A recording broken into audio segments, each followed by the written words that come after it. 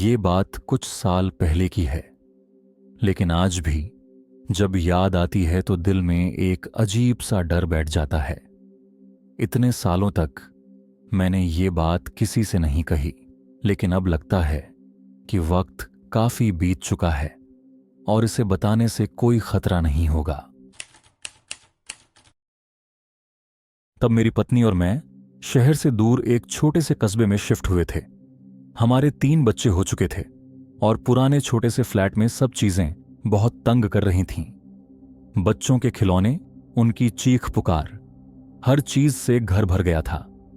हमें एक शांत और सुरक्षित जगह पर घर मिल गया। वहां के पड़ोसी बताते थे कि यहां लोग अपने दरवाजे भी खुला छोड़ देते हैं। घर बहुत बड़ा नहीं था, लेकिन पहले के फ्लैट से काफी अच्छा था। मेरी पत्नी को उस घर का पिछला बगीचा बहुत पसंद आया। वहां कुछ पुरानी और थोड़ी डरावनी मूर्तियां लगी थीं, जो एक अलग तरह का माहौल बनाती थीं। मुझे उन मूर्तियों से कोई खास मतलब नहीं था, लेकिन मेरी पत्नी को वो बहुत पसंद थीं। उसने कहा कि वो बगीचे को एक अलग कैरेक्टर देती हैं। मैंने भी सोचा कि चलो, काम कम रहेगा, मुझे ज्यादा मेहनत नहीं करनी पड़ेगी। शुरुआत के कुछ दिन सब कुछ नॉर्मल था, लेकिन फिर एक दिन मैंने देखा कि बगीचे की एक मूर्ति, जो एक देवदूत की थी, घर से उल्टी दिशा में मुड़ी हुई थी। बाकी सारी मूर्तियां घर की तरफ देख रही थीं।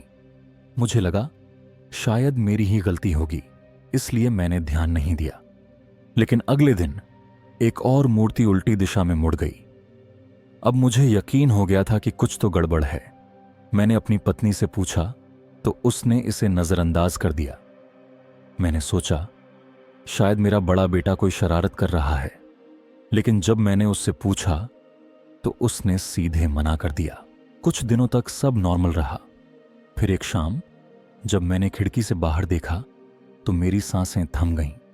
सारी मूर्तियां घर की तरफ कतार में खड़ी थीं। ऐसा लग रहा था जैसे वो मुझे देख रही हों। मेरा दिल जोर जोर से धड़कने लगा। मैंने हिम्मत जुटाकर बाहर जाने का सोचा। मूर्तियों को पास से देखने गया तो महसूस किया कि वो बहुत भारी थीं। अकेले उठाना तो नामुमकिन था। तभी मेरी पत्नी भी बाहर आ गई और उसका चेहरा देखकर मैं समझ गया कि वो भी डरी हुई थी। उसने सुझाव दिया कि शायद कोई पड़ोसी मजाक कर रहा हो, लेकिन ये बात हजम नहीं हुई। आसपास के सारे लोग अच्छे थे, ऐसा कुछ करने का तो सवाल ही नहीं था। हमने पुलिस को बुलाया, लेकिन जैसा कि उम्मीद थी वो कुछ खास नहीं कर सके। उन्होंने कहा कि हम सीसीटीवी कैमरे लगवा लें, लेकिन हमारी आर्थिक हालत ऐसी नहीं थी कि हम इतना खर्च कर पाते। पुलिस के जाने के बाद हम दोनों ने बच्चों से ये बात छुपाई ताकि उन्हें डर न लगे। अगले कुछ दिन शांत बीते। मैंने सोचा शायद पुलिस की मौजूदगी से वो लोग डर गए होंगे और मामला खत्म हो गया होगा। मैंने खुद को तसल्ली देने की कोशिश की कि शायद ये सब एक मजाक था, लेकिन दिल के किसी कोने में डर अब भी था। जब भी खिड़की से बाहर देखता, मुझे लगता कहीं वो मूर्तियां फिर से नजर आ जाएं। अपने ही घर में असुरक्षित महसूस करने का अनुभव कोई भी नहीं झेलना चाहेगा। कुछ दिन और गुजर गए और मैं सोचने लगा कि शायद बुरा वक्त बीत गया। घर थोड़ा थोड़ा अपना सा लगने लगा था, लेकिन मैं गलत था। वो एक वीकेंड की सुबह थी। बच्चों का स्कूल नहीं था, इसलिए सब आराम से थे। नाश्ते के बाद मैं बच्चों के साथ बाहर खेलने गया और तभी मेरी नजर पड़ी। हमारे घर की पिछली दीवार पर बड़े बड़े काले अक्षरों में लिखा था, दूर हो जाओ। मैंने घबराहट में अपने बेटे को लगभग गिरा ही दिया। बच्चों को तुरंत अंदर भेजा और पत्नी को भी घर में रहने को कहा। मेरी हालत ऐसी हो गई थी जैसे मैं किसी दुश्मन से लड़ने जा रहा हूं। बगीचे में भागते हुए मैंने ऊंची आवाज में धमकियां देना शुरू कर दिया, लेकिन वहां कोई नहीं था। जब वापस घर की ओर चलने लगा तो डर ने मेरी हिम्मत को चकनाचूर कर दिया। ये बात अब साफ हो चुकी थी कि कोई हमें धमकी दे रहा था। पुलिस फिर से आई और रिपोर्ट दर्ज की, लेकिन उनके पास कोई ठोस सबूत नहीं था। वो ये कहकर चले गए कि शायद ये किसी शरारती बच्चे की करतूत हो सकती है। उस रात मैं किचन में था जब मेरी पत्नी की चीख सुनाई दी। मैं भागता हुआ लिविंग रूम में गया, जहां वो खिड़की की ओर इशारा कर रही थी। बाहर देखने पर मेरे रोंगटे खड़े हो गए। हमारे बगीचे में 5 लोग खड़े थे, जिनके चेहरे सफेद नकाब से ढके हुए थे। वो अजीब तरह से झटकेदार ढंग से नाच रहे थे, जैसे कठपुतलियां। हम दोनों अवाक खड़े थे, कोई हरकत नहीं कर पा रहे थे। वो दृश्य बेहद डरावना था। मैंने झटपट किचन से सबसे बड़ा चाकू उठाया और पत्नी से पुलिस को फोन करने को कहा। मैं चाकू लेकर बाहर की तरफ दौड़ा, गुस्से और डर से चीखते हुए। जैसे ही मैंने उनके पास जाने की हिम्मत जुटाई, मुझे एहसास हुआ कि मैं अकेला था और वो 5। मैं तुरंत पलटकर घर की तरफ भागा। शायद मेरे हाथ में चाकू देखकर वो लोग डर गए, क्योंकि उन्होंने नाचना बंद कर दिया और बगीचे के दूसरी तरफ भाग गए। मैंने पत्नी से बच्चों को लेकर ऊपर जाने को कहा और खुद दरवाजे की रखवाली करने लगा। पुलिस आई, लेकिन तब तक वो लोग गायब हो चुके थे। ये सब हमारी सहनशक्ति की अंतिम सीमा थी।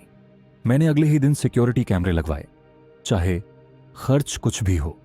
मेरी पत्नी हफ्तों तक डरी रही और बार बार घर बदलने की बात करती रही। मैंने उससे वादा किया कि अगर कुछ और हुआ तो हम जरूर चले जाएंगे, लेकिन तब तक हमारी आर्थिक स्थिति और बिगड़ सकती थी। सौभाग्य से कैमरों ने शायद उन लोगों को डरा दिया था, क्योंकि उसके बाद कभी कोई घटना नहीं हुई। लेकिन आज भी हम उसी घर में रहते हैं और ये रहस्य कभी सुलझ नहीं पाया कि वो लोग कौन थे और उन्होंने ये सब क्यों किया। मैं और मेरी पत्नी पूजा कुछ महीने पहले ही हमारे पुराने घर से शिफ्ट हुए थे। पूजा चाहती थी कि हम उसके परिवार से थोड़ी दूरी बना लें। वैसे भी हमारे कोई बच्चे नहीं हैं और पूजा ने तो सालों पहले काम करना भी छोड़ दिया था। मैं एक इलेक्ट्रिशियन हूं, तो मेरे लिए जगह बदलना कोई बड़ी बात नहीं। आखिरकार हमने महाराष्ट्र के एक छोटे से गांव में शिफ्ट होने का फैसला किया। हम दोनों को गांव का सुकून भरा माहौल पसंद है। वहां हमें एक बड़ी हवेली जैसी पुरानी कोठी बहुत सस्ते में मिल गई। यह घर हमारी जरूरत से कहीं ज्यादा बड़ा था। घर में बस हम दोनों और हमारा पालतू कुत्ता कालू रहते थे। हमने सोचा कभी दोस्तों को बुलाएंगे तो ये जगह काम आएगी। सब कुछ ठीक चल रहा था, लेकिन 3 महीने बाद अजीब अजीब चीजें होने लगीं। घर की ऊपर वाली लाइट्स बार बार ट्रिप कर रही थीं, लेकिन बाकी घर में बिजली रहती थी। मुझे तुरंत समझ आ गया कि दिक्कत क्या है। आखिर ये मेरा काम है। मैंने सोचा कि ब्रेकर में थोड़ी सेटिंग कर दूंगा और सब ठीक हो जाएगा। तब तक मैंने तहखाने पर ध्यान भी नहीं दिया था। हमने पहली बार उस जगह को रियल एस्टेट एजेंट के साथ देखा था, लेकिन तब ठीक से जांचने का ख्याल नहीं आया। तहखाना ज्यादा इस्तेमाल लायक भी नहीं लग रहा था, बस पुराना फर्नीचर और कचरा भरा हुआ था। एक दिन मैंने ब्रेकर ठीक करने के लिए तहखाने में कदम रखा। 10 मिनट के अंदर दिक्कत का पता चल गया। मैंने सोचा कि बाद में आराम से इसे सही कर लूंगा। तहखाने से बाहर निकलने ही वाला था कि मेरी नजर एक कोने में पड़े भारी भरकम लोहे के दरवाजे पर पड़ी। यह दरवाजा बहुत अजीब था, बहुत मोटा और किसी तिजोरी या बंकर के दरवाजे जैसा लग रहा था। ऐसा लग रहा था जैसे इसे खोलने में काफी मेहनत लगेगी। मैं चौंका कि एजेंट ने हमें इस दरवाजे के बारे में क्यों नहीं बताया। मैंने दरवाजा खोलने की कोशिश की, लेकिन वो जाम था।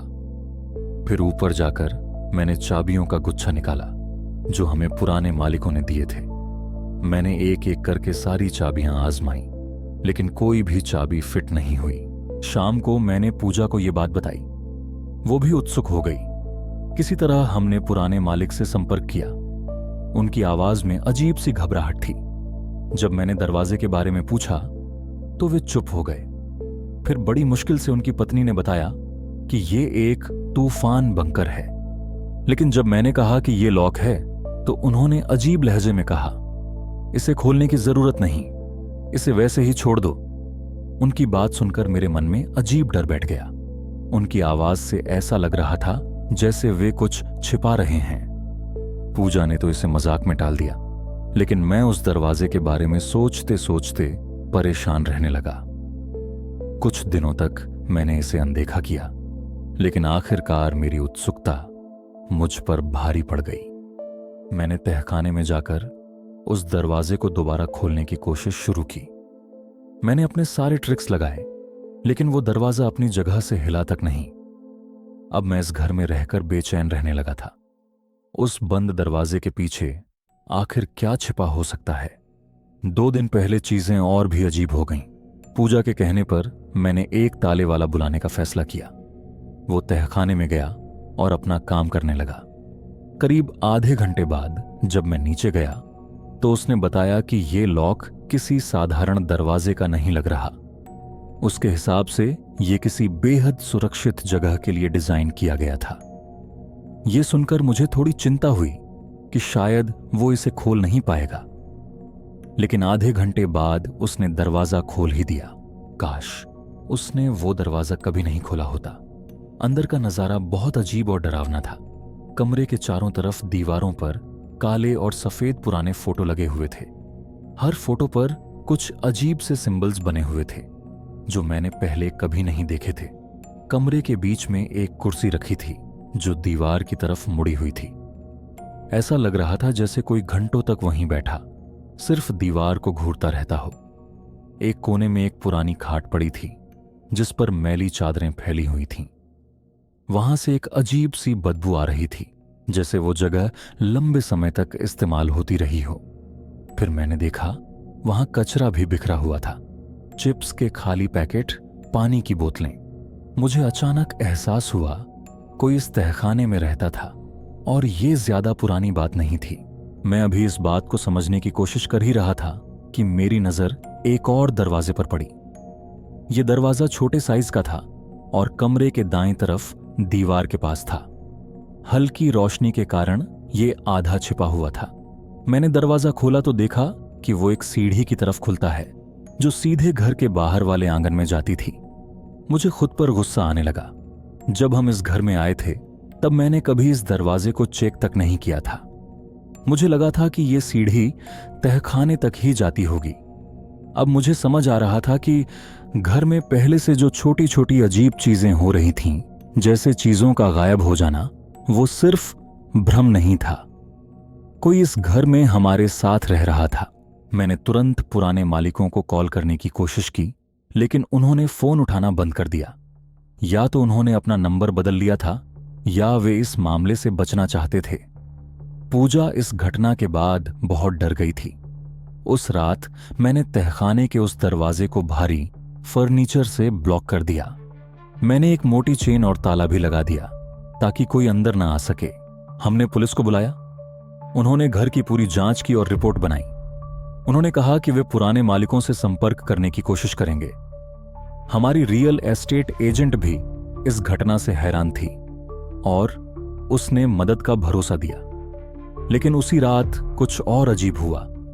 जैसे ही हम सोने के लिए तैयार हो रहे थे, घर के मुख्य दरवाजे पर जोर से दस्तक हुई। कालू भौंकने लगा और हम दोनों डर गए। हमने कुछ देर इंतजार किया, लेकिन फिर दस्तक रुक गई। फिर हमारे बेडरूम की खिड़की पर पत्थर फेंके जाने की आवाज आने लगी। पूजा ने कालू को पकड़ लिया और मुझे खिड़की पर जाने से मना किया, लेकिन मैं अब गुस्से में था। मैंने बिस्तर के नीचे से अपना क्रिकेट बैट निकाला और खिड़की के पर्दे हटाए।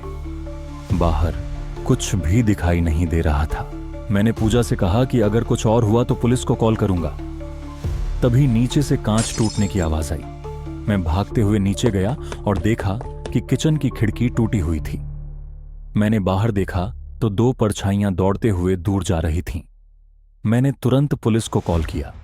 वे जल्दी ही पहुंचे और पूरे घर की जांच की।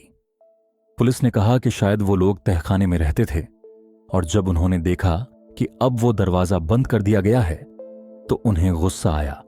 अब पूजा रात भर सो नहीं पाती। पुलिस का कहना है कि वे पुराने मालिकों को खोजने की कोशिश कर रहे हैं, लेकिन इसमें थोड़ा समय लग सकता है। मुझे नहीं पता कि अब हमें क्या करना चाहिए। मैं अपने परिवार की सुरक्षा के लिए सब कुछ करने को तैयार हूं, लेकिन उम्मीद है कि बात इससे आगे न बढ़े। जब मैंने अपना पहला घर खरीदा तब मैं सिर्फ 27 साल का था। सालों की बचत के बाद यह एक छोटा सा साधारण सा घर था, लेकिन मुझे उस पर गर्व था। पहले दिन से ही वहां रहना थोड़ा अजीब लग रहा था। पूरी जिंदगी मैंने अपने माता पिता और 3 भाई बहनों के साथ बिताई थी और घर में हमेशा हंसी खुशी और शोरगुल होता था।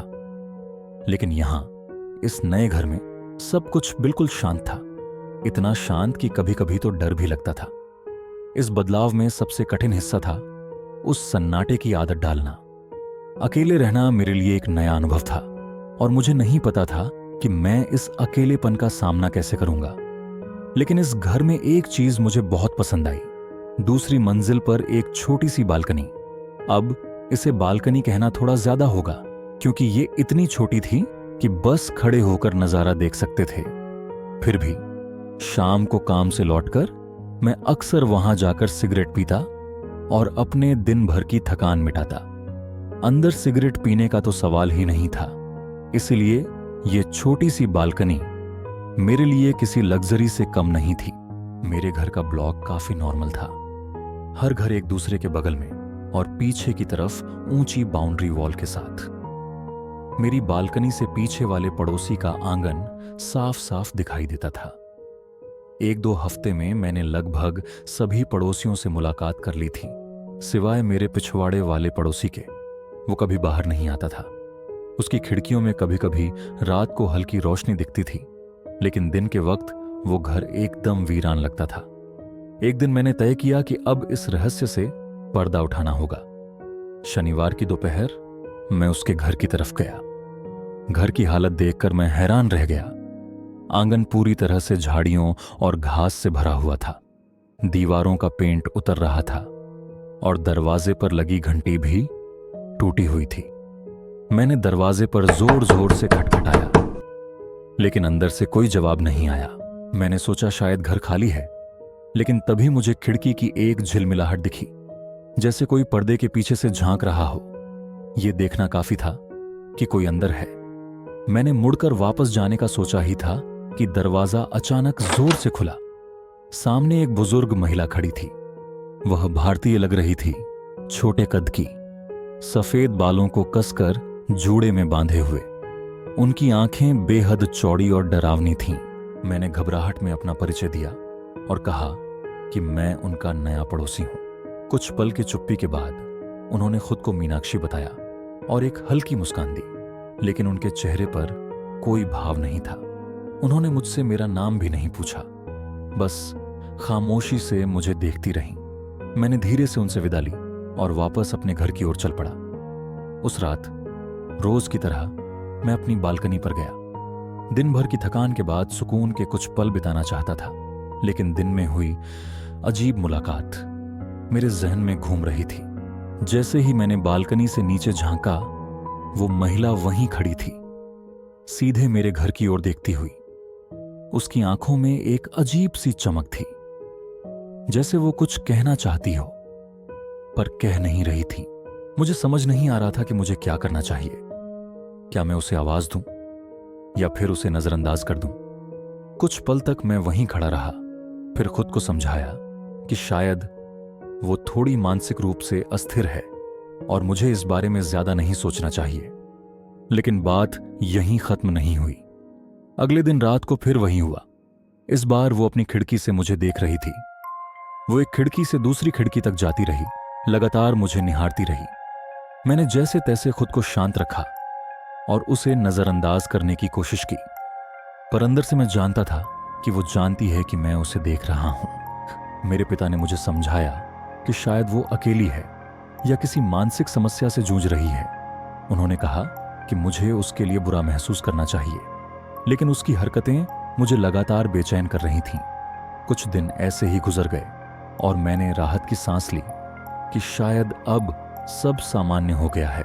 लेकिन एक सुबह जब मैं अपने आंगन में गया तो वहां एक महिला का मोजा पड़ा हुआ था।